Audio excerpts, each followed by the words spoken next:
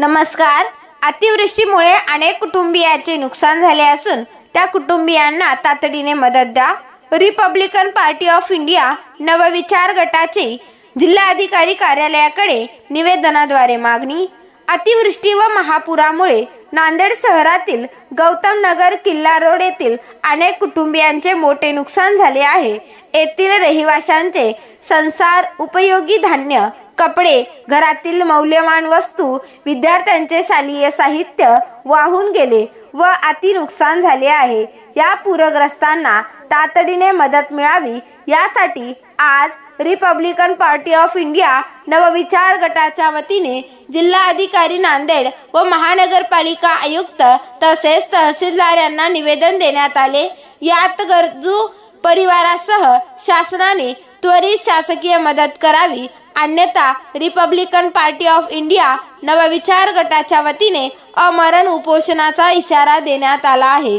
यावेळी रिपाईंचे संस्थापक अध्यक्ष संजय राक्षसे, प्रकाश भालेराव, सामाजिक कार्यकर्ते भाऊराव पदरगे, दीपमाला बालाजी काळे, सुरेखा अनिल कांबळे, शिलाबाई भारत जोंधळे, विमलबाई संभाजी जोंधळे, रेखाबाई सुखदेव कुंटे, कुसुमबाई मनोहर कुंटे, शिल्पा जय कुंटे, प्रियंका सिद्धार्थ कुंटे, अनिल मोहर जोंधळे, आम्रपाली अनिल जोंधळे, सुनीता राहुल जोंधळे, रेखा गौतम धुमाळे, अश्विनी महेश धुमाळे, जनाबाई विजय कुंटे इत्यादी उपस्थित होते।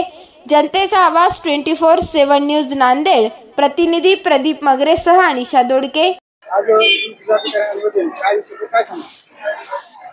रिपब्लिकन पार्टी ऑफ इंडिया नवविचार गट यांच्या माध्यमातून नांदेड शहरातील जे जुने नांदेड आहे गौतम नगर किल्ला रोड येथील या रहिवाशांच्या घरामध्ये कालच्या अतिवृष्टी पावसामुळे पूर्ण परिवार उद्ध्वस्त झालेले आहेत। त्यांच्या जीवनावश्यक वस्तू, धान्य, कपडे आणि इत्यादी कागदपत्राचा दस्तावेज, सर्व मौल्यवान वस्तूंचा नुकसान झालेला आहे।